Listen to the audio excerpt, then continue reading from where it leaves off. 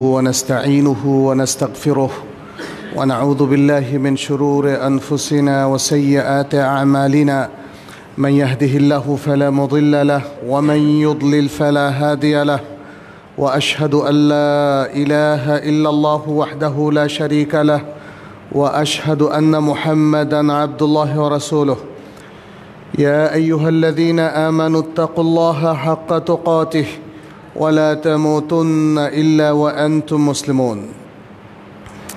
يا أيها الناس اتقوا ربكم الذي خلقكم من نفس واحدة وخلق منها زوجها وبث منهما رجالا كثيرا ونساء، واتقوا الله الذي تساءلون به والأرحام إن الله كان عليكم رقيبا. يا أيها الذين آمنوا اتقوا الله وقولوا قولا سديدا يصلح لكم أعمالكم ويغفر لكم ذنوبكم، ومن يطع الله ورسوله فقد فاز فوزا عظيما. أما بعد، فإن خير الحديث كتاب الله، وخير الهدي هدي محمد صلى الله عليه وسلم، وشر الأمور محدثاتها، وكل محدثة بدعة، وكل بدعة ضلالة، وكل ضلالة في النار. ثم أما بعد، أيها المسلمون، أوصيكم ونفسي بتقوى الله عز وجل. فاتقوا الله يا عباد الله، اتقوا الله في أنفسكم وأولادكم وفي أسرتكم وعشيرتكم وفي جميع أعمالكم وأقوالكم. نسأل الله سبحانه أن يجعلنا من عباده المتقين، ويجعلنا من عباده المؤمنين المخلصين، إنه ولي ذلك والقادر عليه. أيها المسلمون,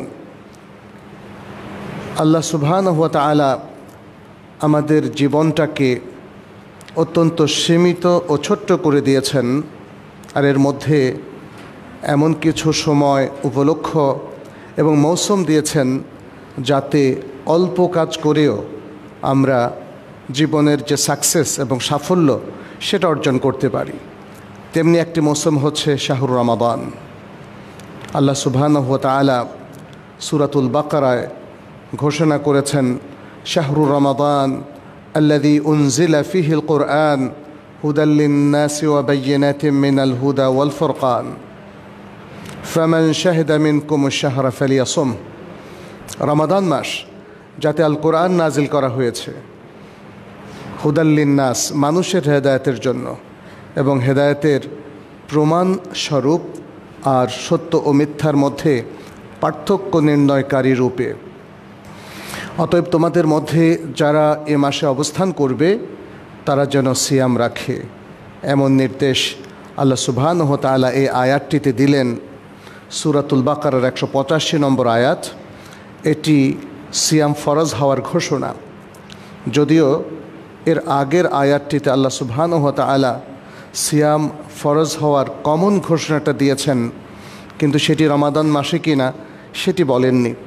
সেখানে বলেছেন যে তোমাদের উপর সিয়াম যেমনি ফরজ করা হয়েছে তোমাদের পূর্ববর্তী উম্মার উপরেও ফরজ করা হয়েছিল, এবং উদ্দেশ্যটা সেখানে তিনি বলে দিয়েছেন যে সেটা হচ্ছে তাকওয়া। ইয়া আইয়ুহাল্লাযীনা আমানু কুতিবা আলাইকুমুস সিয়ামু কামা কুতিবা আলাল্লাযীনা মিন ক্বাবলিকুম লাআল্লাকুম তাত্তাকুন। হে ইমানদার লোকেরা, তোমাদের উপর সিয়াম ফরজ করা হয়েছে যেমনিভাবে তোমাদের পূর্ববর্তী জাতিগুলোর উপর ফরজ করা হয়েছিল, যেন তোমরা মুত্তাকি হও।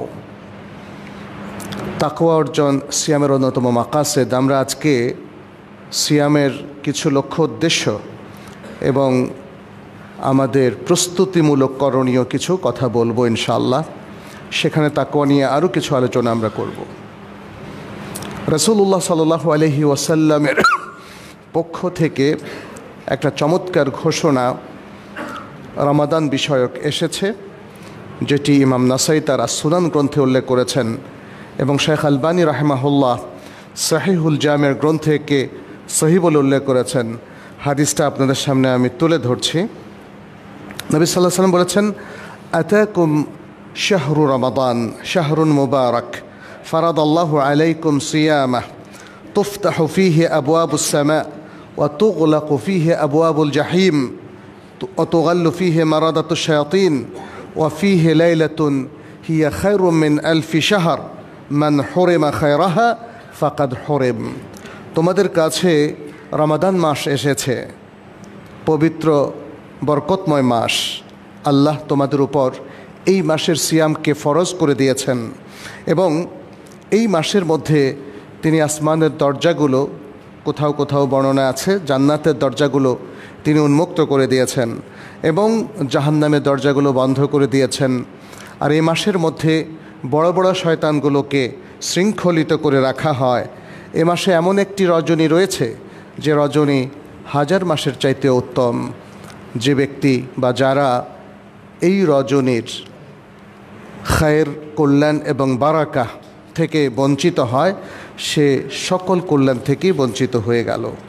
সুতরাং এই যে সুললিত কণ্ঠে একটা চমৎকার সুসংবাদ প্রিয় নবী মুহাম্মদ সাল্লাল্লাহু আলাইহি সাল্লাম দিলেন, এর মধ্যে একটা প্রণোদনা, একটা অনুপ্রেরণা রয়েছে যেন উম্মাহ এই যে বিশাল সাফল্যের একটা উপলক্ষ, একটা সুন্দর মৌসুম, ইবাদতের সবচেয়ে চমৎকার একটা মৌসুম, সিজন আল্লাহ তাআলার পক্ষ থেকে আসলো, সেটা যেন আমরা অ্যাভেল করি, সে উপলক্ষটা যেন আমরা সুযোগ হিসাবে গ্রহণ করি।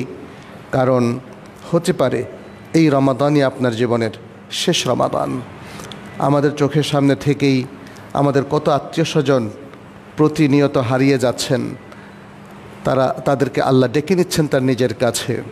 যাকে একবার ডেকে নেন তার কিন্তু দুনিয়া থেকে চিরবিদায় হয়ে যায়, আর ফিরে আসার কোনো সুযোগ নেই। অতএব আল্লাহর কাছে যাওয়ার আগে তিনি যে বিশেষ সুযোগ আমাদেরকে দিয়েছেন, সেখান থেকে যা কিছু জাদ ও রাহেলা পাথেও আমরা অর্জন করতে পারি, সেটা হচ্ছে বুদ্ধিমানের কাজ। অতএব রমাদান এসেছে সকল মুসলিমের জন্য সত্য, কিন্তু প্রকৃতপক্ষে এ থেকে সবচেয়ে বেশি কল্যাণ লাভ করবে, বারাকা লাভ করবে, এই সুযোগটাকে সবচেয়ে বেশি কাজে লাগাতে পারবে বুদ্ধিমান মুসলিম। সবাই পারবে না। আপনাদের চোখের সামনে দেখবেন রমাদান চলে গেল কিন্তু এ থেকে কোনো বেনিফিট নিতে পারলো না, এরকম লোকের সংখ্যা লাখ লাখ নয়, কোটিতে কোটি। অনেক মুসলিম যারা গাফলতির মধ্যে পড়ে আছে, যারা সময়ের মর্যাদা বোঝে নাই, যারা কোরআন সুন্নাহ নিয়ে একটুও পড়াশোনা করে নাই, যারা জীবনের লক্ষ্য থেকে হারিয়ে গেছে, জীবনের পথটাকে যারা হারিয়ে ফেলেছে, তারা আসলে এই মহাসত্যগুলো থেকে, সুন্দর সুযোগগুলো থেকে তারা কখনোই উপকার লাভ করতে পারে না। আল্লাহ যেন সে দুর্ভাগাদের মধ্যে আমাদেরকে অন্তর্ভুক্ত না করেন। আল্লাহ যেন তার সেই সব বান্দাদের মধ্যে আমাদেরকে অন্তর্ভুক্ত করেন যারা তার দেওয়া প্রত্যেকটা নেয়ামত থেকে উপকৃত হতে পেরেছে। আল্লাহুম্মা আমিন ইয়া রাব্বাল আলামিন। লক্ষ্য করুন, আল্লাহ আপনাকে চোখ দিয়েছেন, চোখ থেকে কি আপনি বেনিফিটটা নিচ্ছেন না? আল্লাহ আপনাকে কান দিয়েছেন, কান থেকে বেনিফিটটা নিচ্ছেন না? আল্লাহ আপনাকে ব্রেন দিয়েছেন, এই ব্রেন থেকে প্রতিনিয়ত আপনি প্রতিটি মোমেন্টে আপনি বেনিফিটটা নিচ্ছেন। আল্লাহ আপনাকে হার্ট দিয়েছেন, সেই হার্টটা প্রতি মুহূর্তে পাম্প করছে আপনার রক্তকে, বন্ধ হয়ে গেলে শেষ। আপনি সেই হার্ট থেকে বেনিফিট নিচ্ছেন, আপনার কিডনি থেকে নিচ্ছেন, আপনার ফুসফুস থেকে নিচ্ছেন, কোনটা থেকে নিচ্ছেন না। আসলে এই বেনিফিটগুলো নিতে আপনি বাধ্য। কেউ বলবে না যে না আমি অভিমান করে আজকে হার্টের বেনিফিটটা আর নেব না, তাই না? এই অভিমান কারো আসে না। কিন্তু তাহলে যেই আল্লাহ এত কিছু দিলেন, সেই আল্লাহ তো শরিয়াটা দিলেন, সে আল্লাহ তো রমাদান দিলেন, সে আল্লাহ তো কোরআন দিলেন, আমাদেরকে কত সুন্দর সুন্দর উপলক্ষগুলো দিলেন, অনেক অথেন্টিক এবং বিশুদ্ধ উপলক্ষ দিলেন, যেন বিশুদ্ধগুলোই আমরা অ্যাভেল করতে পারি। আমরা সেগুলোর উপর অধ্যয়ন করে কি কি বেনিফিট সেখানে আছে সেগুলো একটু এক্সপ্লোর করি, জানি, আবিষ্কার করি, বুঝি, এবং সেগুলো থেকে সার্বিক দুনিয়া এবং আখিরাতের কল্যাণটাকে আমরা নিয়ে নিতে পারি, তাই না? এটাই তো বুদ্ধিমানের কাজ, এটাই বুদ্ধিমানের কাজ। দুটোর মধ্যে কিন্তু একটা সম্পর্ক আছে, আবার কিছু পার্থক্য আছে। সম্পর্ক হচ্ছে আপনার এই যে জাগতিক যে বিষয়গুলো বললাম, এগুলোর বেনিফিট আপনি নিতে এত আগ্রহী, সেটাও কিন্তু আল্লাহর পক্ষ থেকে এসছে। আর শরঈ যে নীতিমালাগুলো তিনি দিয়েছেন সেটা আল্লাহর পক্ষ থেকে এসছে। কিন্তু সেটা নিতে আমরা ততটা আগ্রহী নই, একটু পার্থক্য থাকার কারণে। একটা হচ্ছে এর বেনিফিটটা এখনই পাচ্ছে, আর শরঈ যে নীতিমালা তার বেনিফিটটা আল্লাহ কিছু এখন দিচ্ছেন আর ম্যাক্সিমামটা তিনি জমা করে রাখছেন। কিন্তু যেটা আমরা দেখি না সেটা নিয়ে আমাদের গাফলতি চলে আসে, যেটা অনেক দিন পর অর্জন করব সেটা নিয়ে আমাদের গাফলতি চলে আসে। এই জন্যই আল্লাহ তাআলা বারবার রিমাইন্ডার দিয়েছেন আমাদেরকে স্মরণ করিয়ে দিয়েছেন দিন আর বেশি নেই, জীবনটা ছোট, সময়টা কাজে লাগাতে হবে। জীবনটা কিছু সময়ের সমষ্টি মাত্র, অতএব জীবন কাজে লাগানো মানে সময়কে কাজে লাগানো, সময় কাজে লাগানো মানে এই যে ছোট ছোট সুন্দর সুন্দর উপলক্ষ আল্লাহ সুবহানাহু ওয়া তাআলা আমাদেরকে দিলেন সেগুলোকে কাজে লাগানো। আল্লাহ তাআলা আমাদেরকে হারাম মাস দিলেন, জিলকাদ, জিলহজ, মুহররম এবং রজব। কদিন আগে রজব মাস গেল, রজবের পর পেলাম আমরা শাবান মাস, সেটি নিয়েও আমরা কথা বলেছি।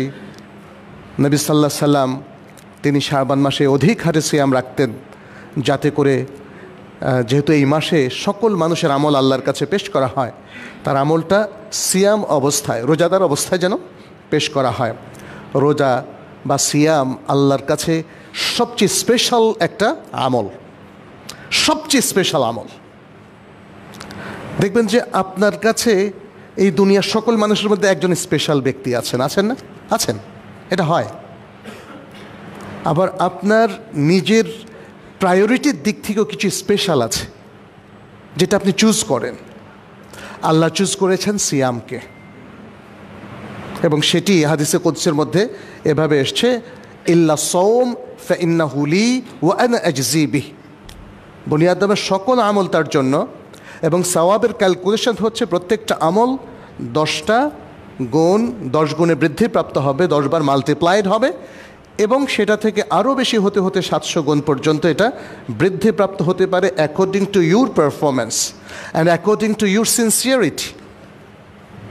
যার সিনসিয়ারিটি যত বেশি এবং যার পারফরমেন্স যত নিখুঁত হবে, সুন্দর হবে, তাহলে তার সওয়াবটা বেড়ে যাবে। তবে সবচেয়ে ওয়ার্স পারফরমেন্স যার, সে কিন্তু 10 গুণের কমে পাবে না। এটা আল্লাহ তাআলা রুল করে দিয়েছেন কোরআনেও এবং হাদিসের মধ্যে। কিন্তু সাওমের রিওয়ার্ড এবং সওয়াবের ক্যালকুলেশন কমপ্লিটলি ডিফারেন্ট। কি সেটা? আল্লাহ বলছেন ওটা ওটা ওটা তোমাদেরকে জানিয়ে দেই, ওটা হচ্ছে ওটা আমার জন্য, আমি নিজে এর পুরস্কারটা দেব। ইয়া সালাম। তাহলে আল্লাহর কাছে আমাদের আমলটা যাবে যে অবস্থায় আমরা সায়েম। আল্লাহু আকবার, আল্লাহু আকবার। তাহলে আল্লাহ এই বান্দার প্রতি কোনো নারাজি পেশ করবেন না। আল্লাহর সিস্টেম নিজেই নিজের জন্য করেছেন, আমরা করে দেইনি। আল্লাহর সিস্টেম তিনি নিজেই নিজের জন্য করেছেন যে বান্দা যদি তার দিকে এগিয়ে আসে ভালো কোনো আমল নিয়ে, তিনি ডাবল বেগে তার দিকে এগিয়ে যান। সুবহানাল্লাহ। বান্দা যদি হামাগুড়ি দিয়ে আসে, তিনি দৌড়ে আসেন, তাই না? সেই হাদিসে কুদসির বিশুদ্ধ ভাষ্য হলো এই। অতএব রমাদান আমাদের সামনে এসেছে, প্রিয় ভাইয়েরা, প্রিয় বোনেরা, যারা আজকে আমাদেরকে শুনছেন। সময় আর বেশি দিন নেই, কিন্তু কত বছর বাঁচবেন? 100 বছরকেও কি বেশি দিন বলা যায়? আমাদের চোখের সামনে যাদের বয়স 80, 90, 70, 100 হয়ে গেছে, তারাও তো সীমানায় তো চলে এসেছেন, তারা চলে এসছেন। আপনি এটা বলার কোনো অবকাশ নেই 100 বছর অনেক বছর, আমার মাত্র এখন 20, ভরা যৌবনে, অতএব অনেক বছর বাঁচব, এর কোনো গ্যারান্টি নেই। অতএব যদি বেশি বাঁচি আলহামদুলিল্লাহ, ভালো কাজ বেশি করব। ভালো আল্লাহ যা এই যে দুনিয়ার সুজলা সুফলা শস্য শ্যামলা এত সুন্দর দুনিয়া দিয়েছেন, বৈধভাবে সেগুলোকে আমরা এনজয় করব, কিন্তু আল্লাহকে ভুলে নয়, কোরআনকে ভুলে নয়, রমাদান এর ব্যাপারে গাফেল হয়ে নয়, একজন সচেতন বুদ্ধিমান মুসলিম হয়ে, যে তার জীবনকে পবিত্র রেখেছে, পবিত্র করেছে এবং পবিত্র জীবন যাপন করেছে। মূলত এরাই হচ্ছে বুদ্ধিমান। এভাবেই যদি আমরা চলতে পারি, তাহলে রমাদানের যে খোশখবরই আমাদের প্রিয় নবী সাল্লাল্লাহু আলাইহি সাল্লাম আমাদেরকে শুনিয়েছেন, সেটা থেকে আমরা সর্বোচ্চ বেনিফিট নিতে পারব। সম্মানিত হাদিরিন, রমাদানের মূল কিছু শিক্ষা দিয়ে আমি একটু আলোচনা করি। প্রতি বছরই আমরা করে থাকি, বৎসরে হয়তো একবার দুবারই আমরা এই আলোচনাটা করি রমাদানের আগে বা রমাদানের মাসগুলোতে, যেন একটা গুড রিমাইন্ডার হয়। আমরা অনেকেই তো গাফলতির মধ্যে আছি, একটু রিমাইন্ডার দিলে আমাদের মধ্যে একটা প্রণোদনা, মোটিভেশন তৈরি হয়, ফলে আমরা আবার আগ্রহ পাই এই কাজটা করার এবং ভালো মুসলিম হওয়ার প্রেরণা পাই। রমাদানের মূল শিক্ষা কি আসলে? রমাদানের মূল শিক্ষার মধ্যে এক নম্বর শিক্ষাটা হচ্ছে ইমানকে নবায়ন করা, রিনিউ করা। ইমানকে রিনিউ করা। আমরা প্রত্যেকেই ইমানদার, কোনো সন্দেহ নেই, ইমান আমাদের আছে। বাট কী অবস্থায় আছে ভাই? আপনাদের অনেকেরই নিজস্ব ট্রান্সপোর্ট আছে, হয়তো একটা গাড়ি আছে, কারো গাড়িটা এখন ভঙ্গুর অবস্থায়, বিকল অবস্থায় আছে, কারোটা বেশ পুরনো, তিনি চাচ্ছেন যে এটা বাদ দিয়ে আর নতুন আরেকটা কিনবেন, তাই না? এই যে মানে আমি বুঝালাম এই যে সবার গাড়ি কিন্তু এক অবস্থায় নেই, কারোটা রিপেয়ার করা প্রয়োজন, কেউ হয়তো ইঞ্জিন পরিবর্তন করতে হবে, ইত্যাদি নানা কাজ আছে। আমাদের ইমানটাও তাই, একটু শুধু অ্যাসেস করা লাগবে যে আমাদের ইমানটা আসলে কী অবস্থায় আছে। রমাদান এসেছে, এই সব অ্যাসেসমেন্টটা শেষ করে সিয়াম শুরুর আগেই ইমানটাকে কমপ্লিট করে ফেলা, এমনভাবে রিনিউ করা অ্যাজ ইফ এটা 100% একটা কমপ্লিট ইমান। সেটি কিন্তু রাসূল সাল্লাল্লাহু আলাইহি ওয়াসাল্লামের অনেকগুলো হাদিস থেকে স্পষ্ট। তিনি বলেছেন, আবু হুরায়রা রাদিয়াল্লাহু তাআলা আনহু এই তিনটি হাদিস বর্ণনা করেন এবং বুখারী মুসলিমের মধ্যে এই হাদিসগুলো এসেছে। নবী সাল্লাল্লাহু আলাইহি ওয়াসাল্লাম বলেন, মান সামা রমাদানা ঈমানান ওয়া ইহতিসাবান গুফিরা লাহু মা তাকাদ্দামা মিন যামবিহি। যে ব্যক্তি ঈমান সহ এবং সওয়াবের আশায় রমাদান মাসের সিয়াম রাখে, তাহলে তার পূর্বের সকল পাপ ক্ষমা করে দেওয়া হবে। দেখেন, সিম্পল দুটো শর্ত লাগবে। কি? একটা হলো ইমান, you need to complete your ইমান। ইমানটাকে অর্ধেক রাখবেন না, অর্ধেক করবেন না, ইমানটাকে শিরকের সাথে মিশ্রিত করবেন না। ইমান অর্ধেক আর কুফরি অর্ধেক এমন অবস্থায় যেন না থাকে। নাস্তিকতার কোনো বিষবাষ্প যেন ইমানকে বা ইমানের ভিতরে, ইমানের এরিয়াতে প্রবেশ করতে না পারে। You need to ensure that. এটা নিশ্চিত হলেই আপনার ইমানটা কমপ্লিট হবে।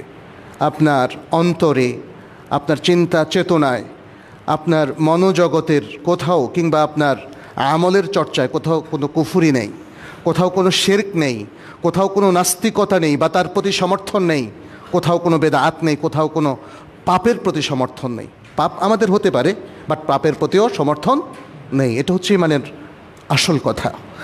আল্লাহ বলছেন সিয়ামের আগে এই জায়গাটাকে তোমাদেরকে নিশ্চিত করতে হবে। তাহলে প্রস্তুতির প্রয়োজন আছে। আপনাকে এখন থেকে আরও আগ থেকে কাজে লেগে যাওয়া উচিত ছিল, কিন্তু তারপরেও এখনও আর কটা দিন সময় আছে। সিয়াম শুরুর আগে যেন ইমানটা কমপ্লিট থাকে, তা না হলে কিন্তু সিয়ামটা ইফেক্টিভ হবে না। সিয়ামটা আপনাকে সেই বেনিফিট দেবে না যেই বেনিফিটের কথা এখানে রাসূলুল্লাহ সাল্লাল্লাহু আলাইহি ওয়াসাল্লাম উল্লেখ করেছেন, যে ক্ষমা আর ক্ষমা। আর এরপরে বলছেন ওয়াহতিসাবান, ঈমানান ওয়াহতিসাবান। ইহতিসাব মানে হচ্ছে expecting the reward from Allah, expecting the reward from Allah. Allah থেকে রিওয়ার্ড মানে সওয়াবের আশা করা।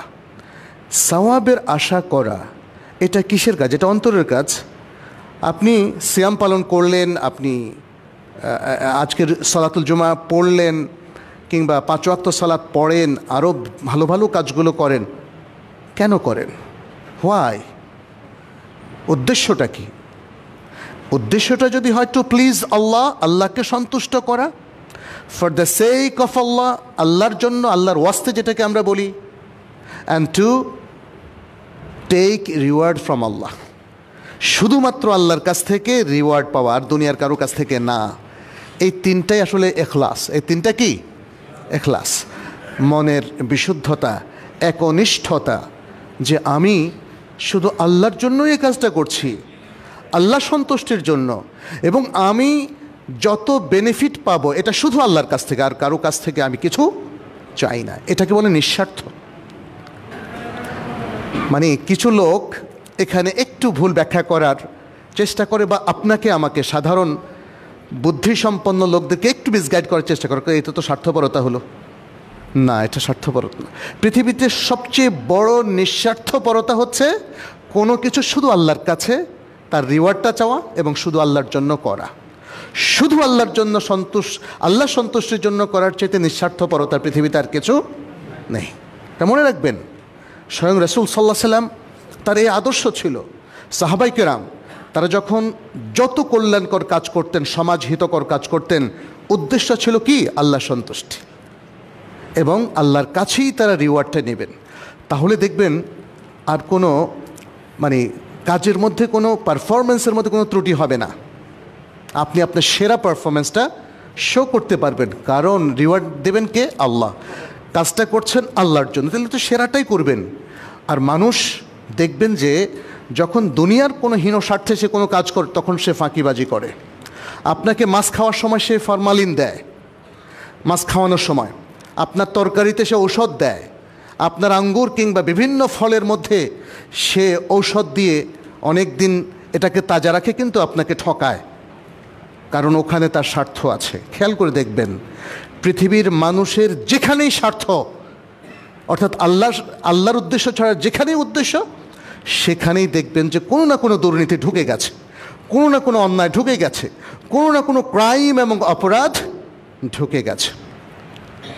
রমাদানের আগে আল্লাহ চাচ্ছেন আমাদের ঈমানের এই ত্রুটিটা দূর হোক, আর আমাদের অন্তরের নিষ্ঠায় যে ত্রুটিগুলো ছিল এগুলো দূর হয়ে যাক।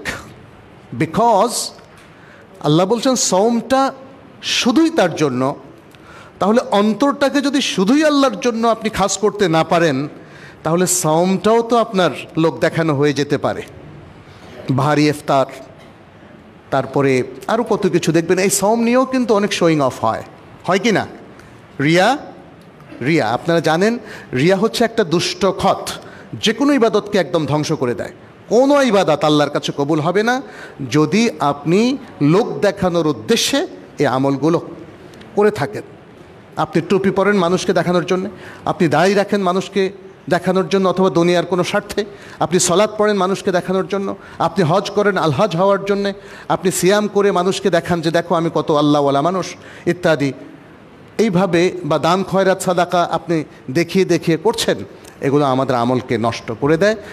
তো এখানে ঈমানান ওয়া ইহতিসাবান এই দুটো কথা বলে আসলে দুটো শিক্ষা আমাদেরকে নিতে বলেছেন। একটা হচ্ছে ঈমানকে কমপ্লিট করা, দ্বিতীয় হচ্ছে ইখলাসটাকে কমপ্লিট করা, নিয়তটাকে শুদ্ধ করা, নিয়তের যত ধরনের অশুদ্ধতা আছে সেটাকে দূর করা।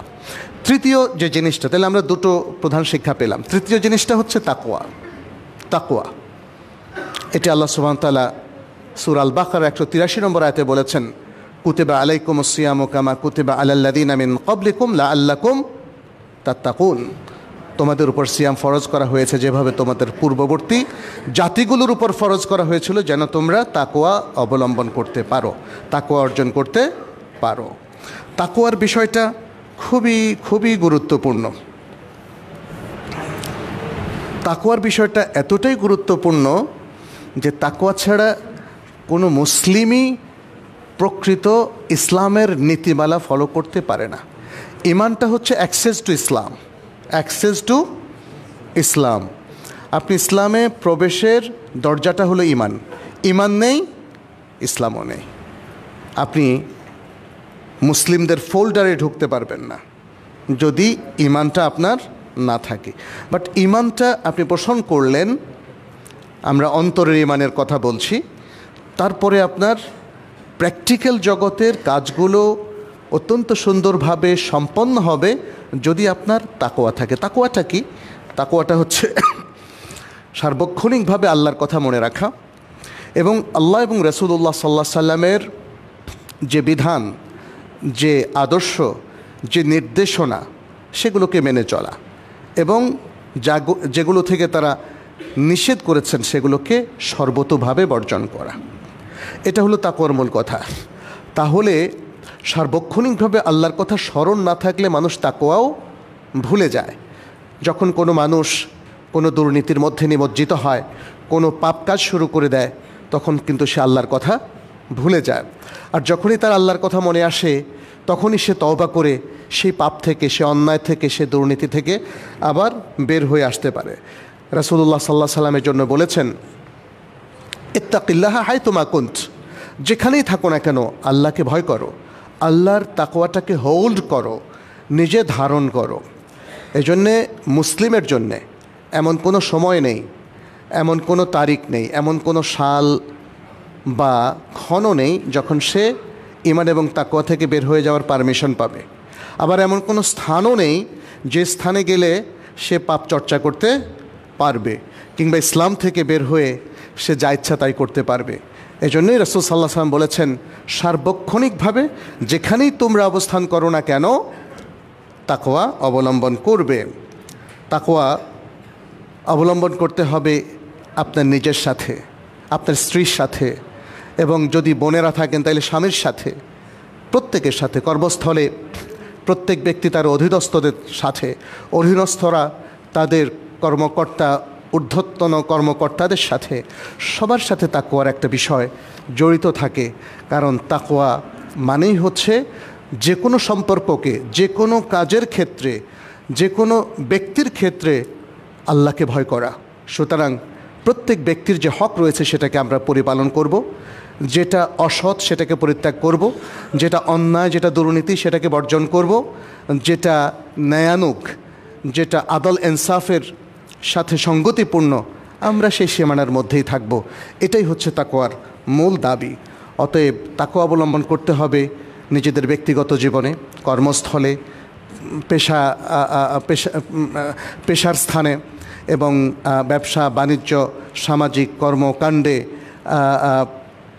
সর্বত্র যেখানে। যারা ডাক্তার তারা তাদের ডাক্তারির ক্ষেত্রে তাকওয়া অবলম্বন করবেন, যারা প্রকৌশলী ইঞ্জিনিয়ার তারা সেখানে করবেন, যারা চাকরিরত তারা তাদের চাকরির ক্ষেত্রে, যারা দেশের এবং সীমান্ত প্রহরায় নিয়োজিত তারা সেখানে তাকওয়া অবলম্বন করবেন। এটাই হচ্ছে আসলে তাকওয়ার মূল কথা। এজন্যে মানে লক্ষ্য করার বিষয় যে আমাদেরকে বলা হচ্ছে সিয়াম রাখো, আর সিয়ামটা আমাদেরকে তাকওয়া শেখায়। তার মানে হচ্ছে সিয়াম এসে মুসলিম উম্মার গোটা জনসমষ্টিকে নতুন করে সৎ মানুষ হিসাবে গড়ে দিয়ে যায়। বিশাল একটা ব্যাপার।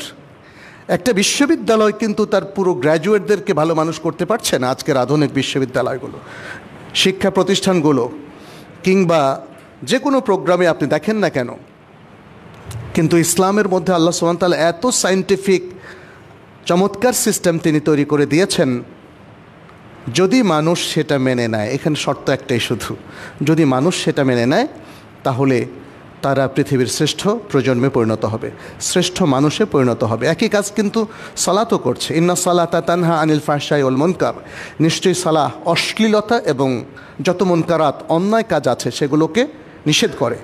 যেন কোনো মুসল্লি সালাত যারা পড়ে তারা যেন কোনো দিন কোনো অশ্লীলতায় লিপ্ত না হয় এবং কোনো মুনকারাত বা অন্যায় লিপ্ত না হয়। সালাত তাকে সেই নির্দেশ দেয়।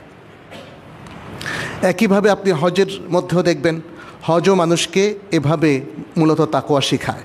এটা একটা কমন ফর্মুলা। ইসলামের ইবাদতের সকল প্রোগ্রামগুলো মুসলিমদেরকে আসলে তাকওয়া শেখায়, যেন মুসলিম বিভিন্ন উপলক্ষে বারবার তাকওয়া শিখে পৃথিবীর শ্রেষ্ঠ মানুষে পরিণত হয়। তাহলে আরেকটা জিনিস আপনারা খেয়াল করবেন, ইসলামের এই ইবাদতগুলো নট পার্সোনাল রিচুয়াল। এটা শুধুমাত্র ব্যক্তিগত আনুষ্ঠানিকতা নয়। অনেকেই বলেন যার যার ইবাদত সে ব্যক্তিগত ব্যাপার, করলে করলো, না করলে নাই। বিষয়টা এমন নয়। মুসলিম জাতিসত্তা বা মুসলিম উম্মার প্রেরণা এটা কোনো ব্যক্তিগত বিষয় নয়। এই জিনিসটা তৈরি করার জন্য ইবাদতের এই প্রোগ্রামগুলো।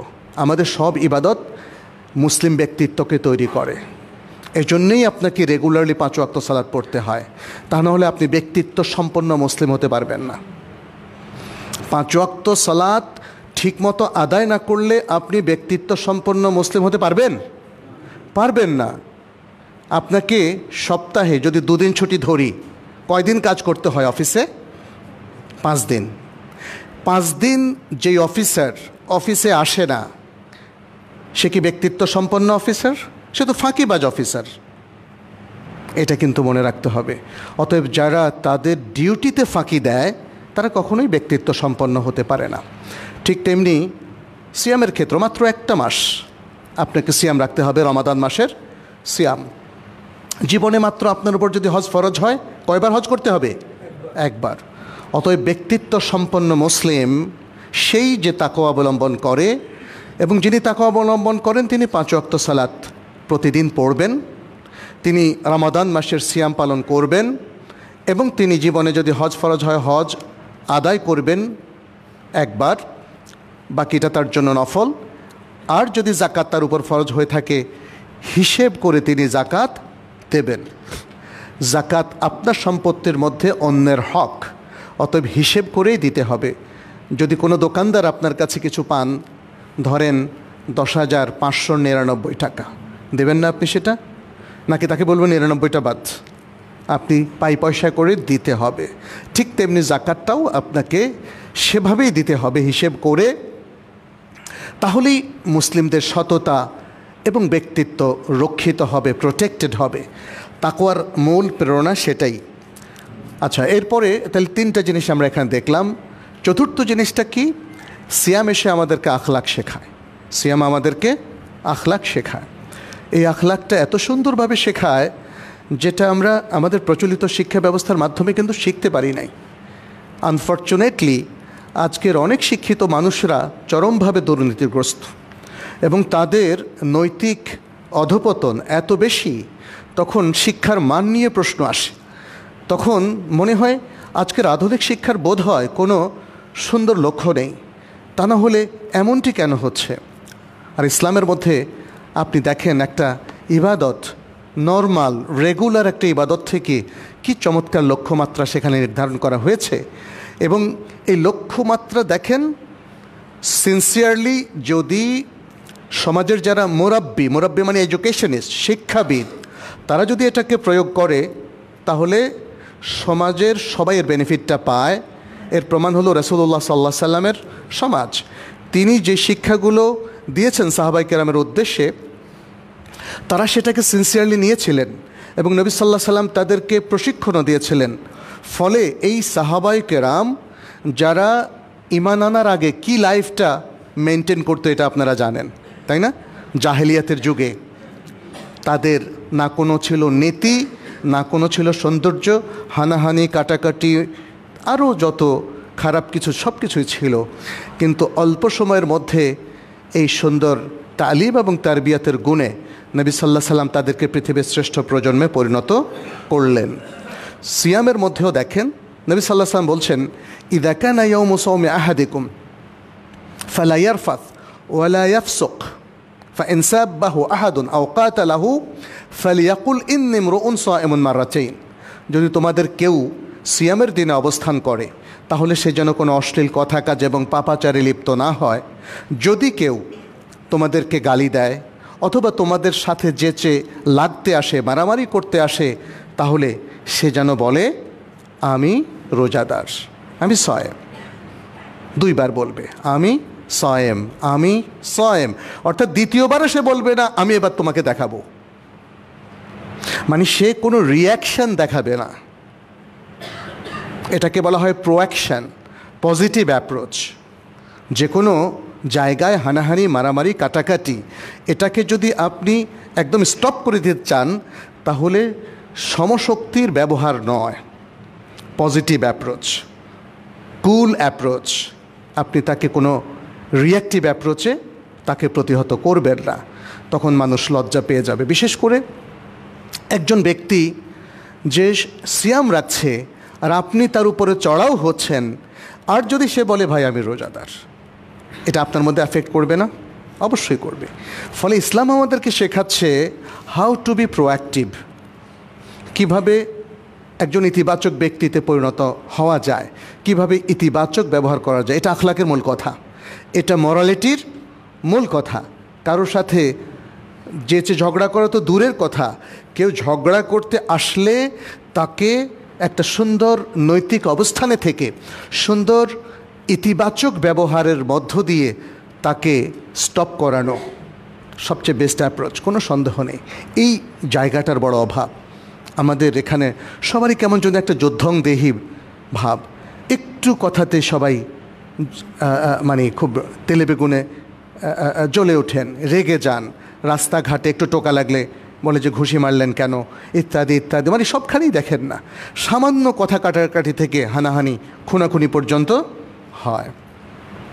সিয়াম ওই জায়গাটা নিয়ন্ত্রণ করে। সিয়াম আমাদেরকে বলে যে নো, তাকওয়া, তুমি ঈমান শিখলে, ইখলাস শিখলে, তাকওয়া শিখলে, এখন তোমাকে আখলাকও শিখতে হবে, আখলাকও শিখতে হবে। আচ্ছা, এই জিনিসগুলো শেখার জন্য আরেকটা জিনিস দরকার, সেটা হচ্ছে নিজের নফসকে নিয়ন্ত্রণ। নফসকে নিয়ন্ত্রণের জন্যই তো সেই ভোর থেকে নিয়ে সূর্যাস্ত পর্যন্ত আপনি উপবাসব্রত পালন করছেন। নিজের যত খাওয়াটা একটা কামনা, মনে রাখবেন, পান করাটাও একটা আকাঙ্ক্ষা। আপনার দেহ খেতে চাচ্ছে, পান করতে চাচ্ছে, আপনার বৈধ স্ত্রী আছে, তার পাশে যেতে চাচ্ছে, কিন্তু আপনি নিয়ন্ত্রণ করলেন। নিয়ন্ত্রণের মধ্যে একটা বিশেষ শক্তি তৈরি হয়, যেটা দিয়ে মানুষ অনেক অসাধ্য সাধন করতে পারে। অনিয়ন্ত্রিত জীবন দিয়ে ভালো কিছু করা যায় না, এটা মনে রাখবেন। এই জন্য যুবকদেরকেও আমরা বলি, তোমরা বাবারা নিয়ন্ত্রিত জীবন যাপন করো, এখন থেকে নিয়ন্ত্রণ শেখো। কারণ অনিয়ন্ত্রিত জীবন কিছুদিন যাপন করার পরে এরপরে যে ক্ষতিটা হয়ে যাবে ব্যক্তির, সমাজের, দেহের এবং আরও সব কিছুর, যেটা আসলে আর রিকভারি করা যাবে না। এই জন্যে বৎসরে একবার 30 দিন বাধ্যতামূলক করে দেওয়া হয়েছে সিয়ামের মাধ্যমে, যাকে জাপানি বিজ্ঞানী অটোফেজি বলেছেন। এর মাধ্যমে আমরা যেন নিজেদেরকে নিয়ন্ত্রণ করি। কারণ অধিক হারে খাদ্য খেলেও দেখবেন যে আপনি নিজের অনেক কিছু নিয়ন্ত্রণ করতে পারবেন না। খাদ্যই মানুষের মধ্যে কামনা বাসনাকে বেশি জাগ্রত করে।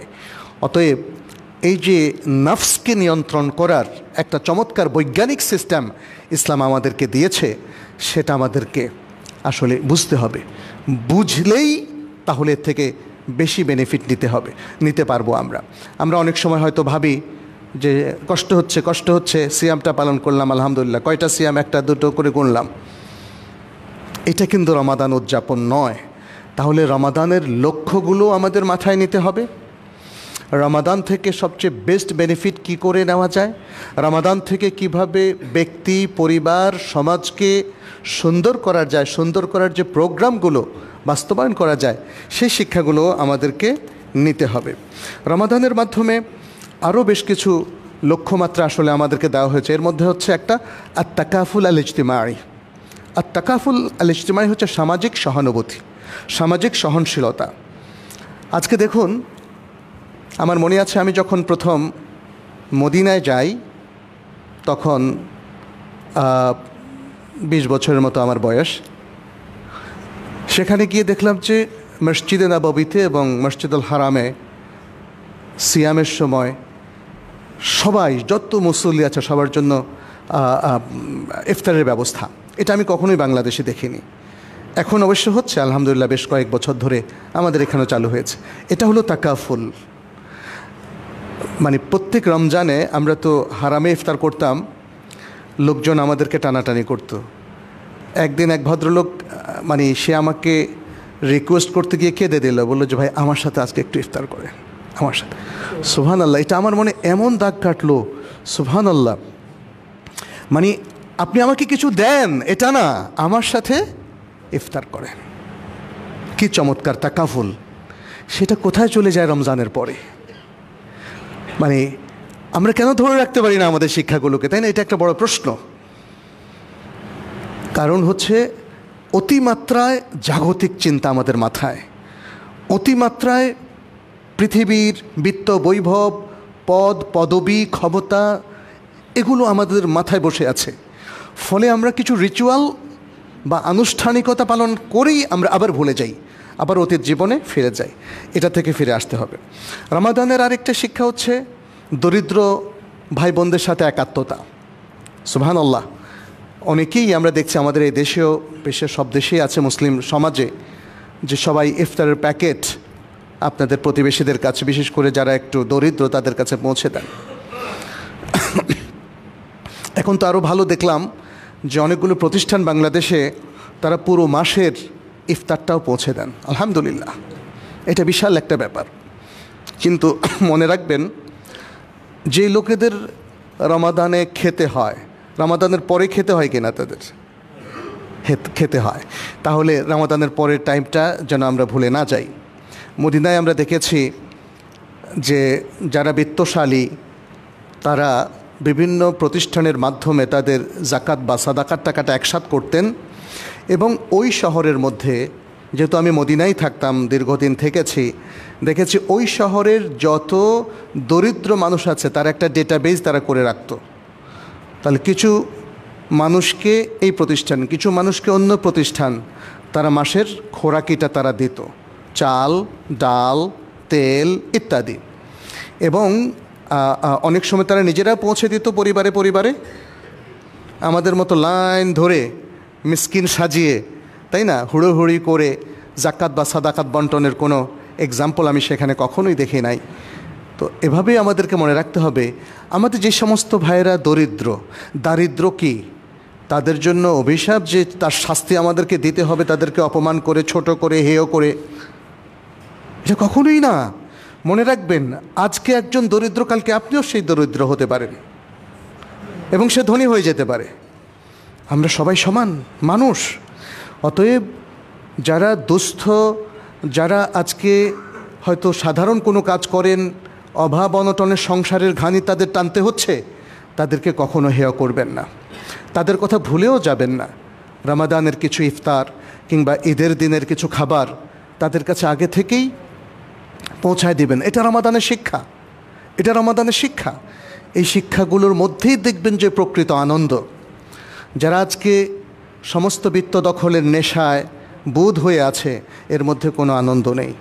ওটা তাদের কষ্ট বাড়িয়ে দেয়, কারণ লোভ লালসা আপনাকে পাগলা গোড়ার মতো করে দেবে যে আপনি যতই কামান না কেন আপনার পরিতৃপ্তি আসবে না।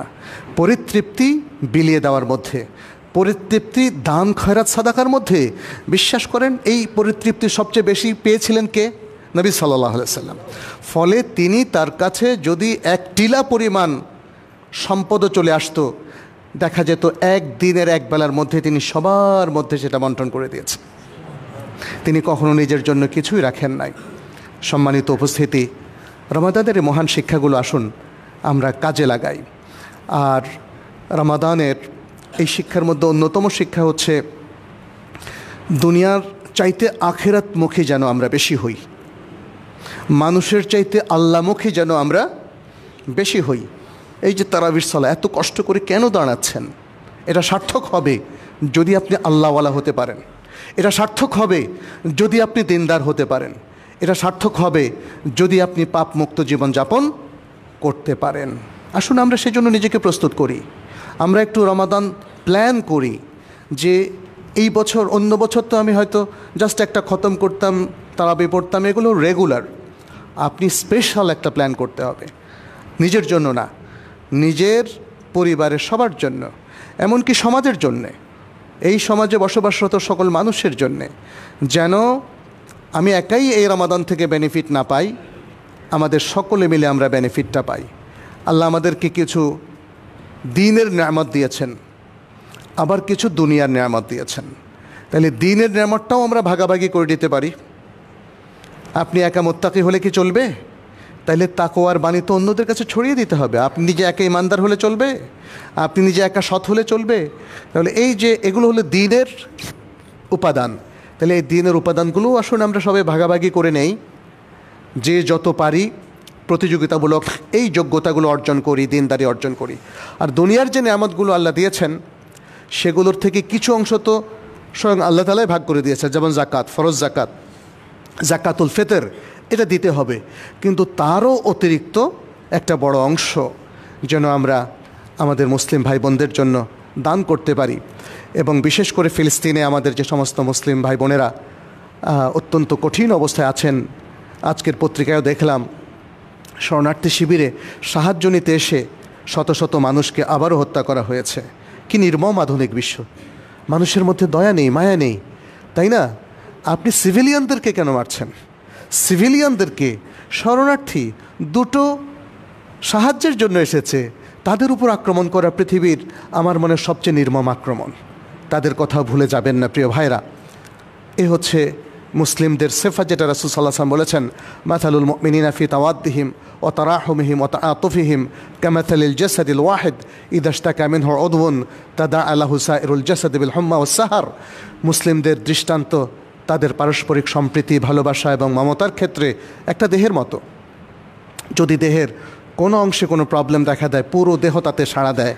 এমনকি সেটা যদি জ্বর বা গা গরম ইত্যাদি বা সর্দি এগুলোর মধ্যেও হয়, তবুও পুরো দেহ বলে যে আমি অসুস্থ। অতএব আমাদের মুসলিম ভাইরা যে যেখানে থাকুন না কেন, আমাদের দেশে, আমাদের জনপদে, ভিন্ন জেলায় অথবা ভিন্ন দেশে, তাদের সাথে সহমর্মিতা, এটা রমাদানের অন্যতম শিক্ষা। আল্লাহ যেন আমাদের সবাইকে তৌফিক দান করেন। সামনের যে রমাদান, আল্লাহ যেন সেই পুরোটাই পাওয়ার তৌফিক দান করেন। সে রমাদান থেকে সর্বোচ্চ বেনিফিট পাওয়ার তৌফিক দান করেন। রমাদান যেন আমাদেরকে পরিপূর্ণ মর্দে মুমিনে পরিণত করে। আল্লাহর কাছে আমরা সেই দোয়া এবং তৌফিক কামনা করি। আমিন ইয়া রাব্বাল আলামিন। আকুলু কাওলি হাযা ওয়া আস্তাগফিরুল্লাহ লি ওয়া লাকুম ওয়া লিসাইরিল মুসলিমিন ফাস্তাগফিরুহু ইন্নাহু হুয়াল গফুরুর রহিম।